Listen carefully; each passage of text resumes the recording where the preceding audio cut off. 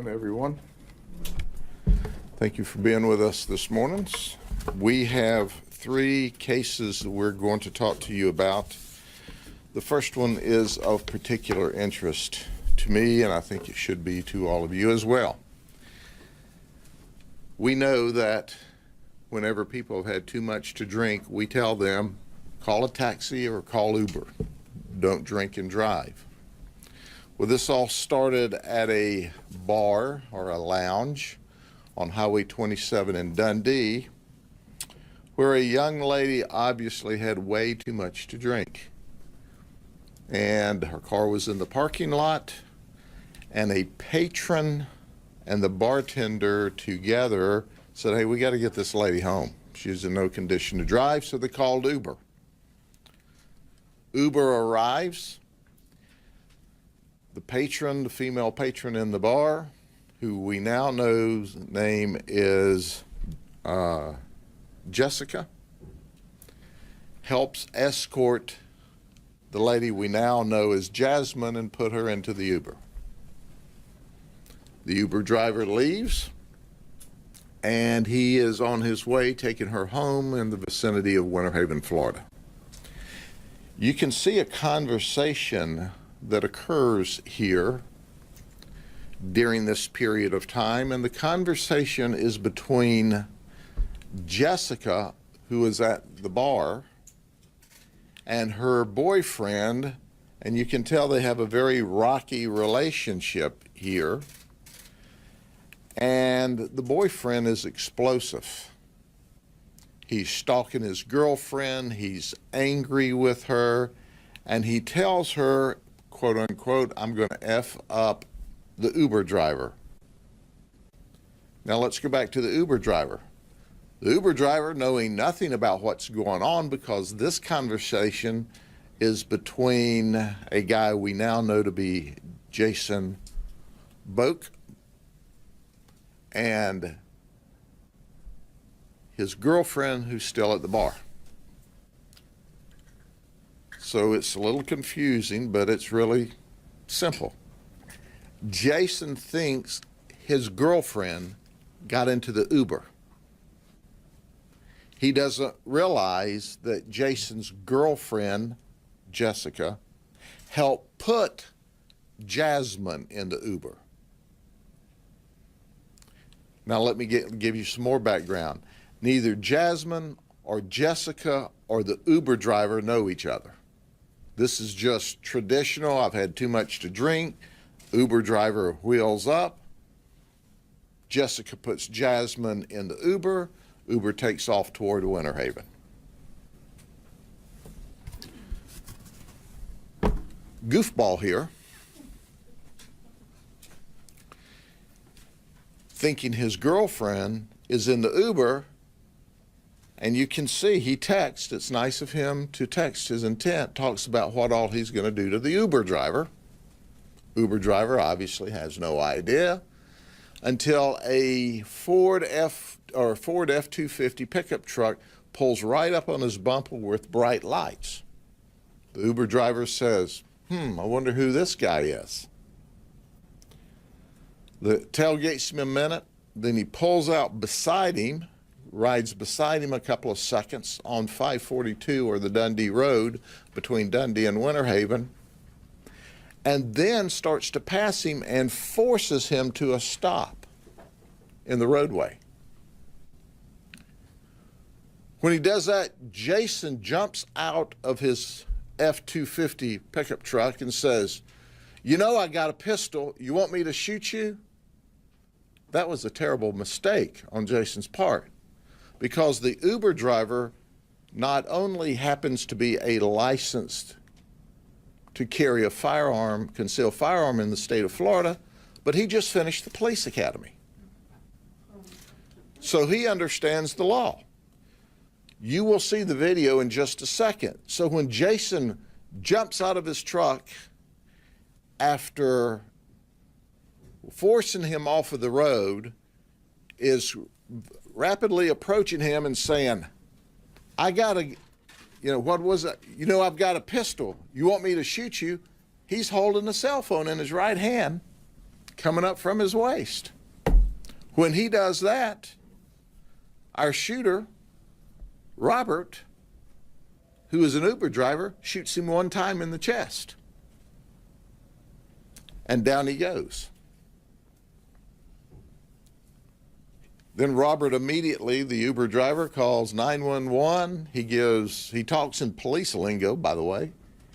Hey, we need EMS, we need fire. I've shot one time. He threatened me.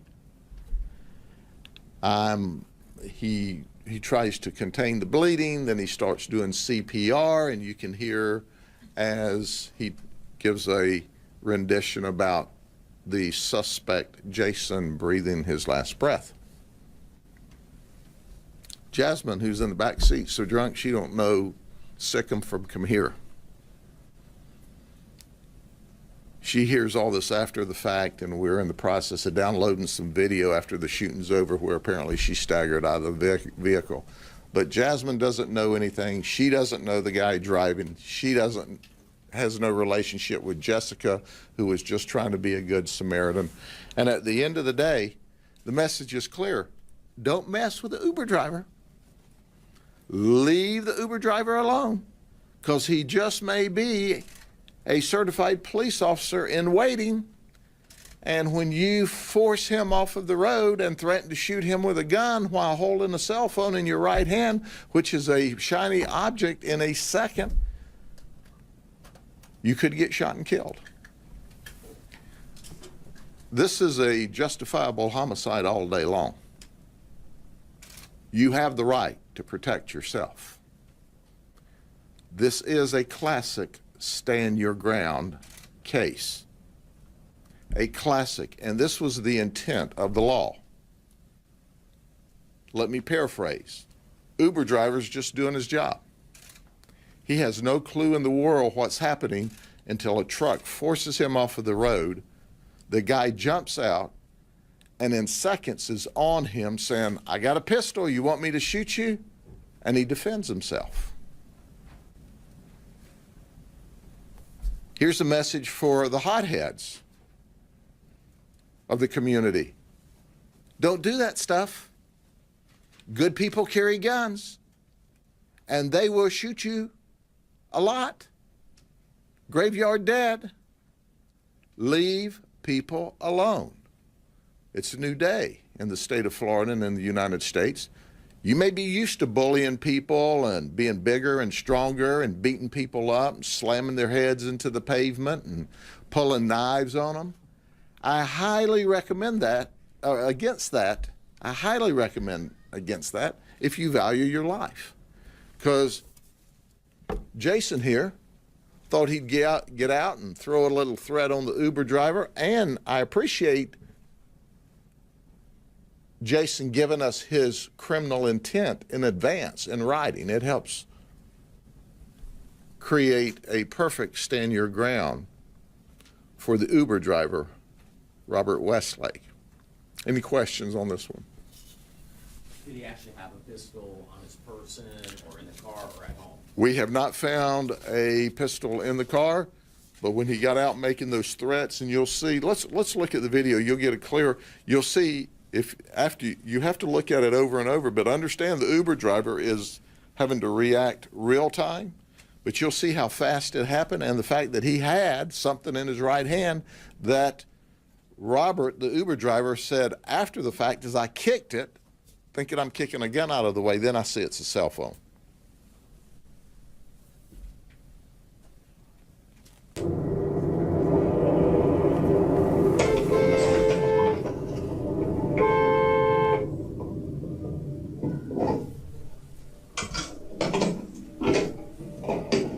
I say something?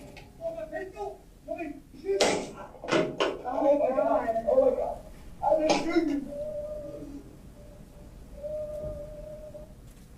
That's how fast it happens. That's how quick you've got to decide whether you want to live or die as the victim. And that's how fast these victims have to make those decisions. Can you back that up, Matt, so you can see once again how quick it is?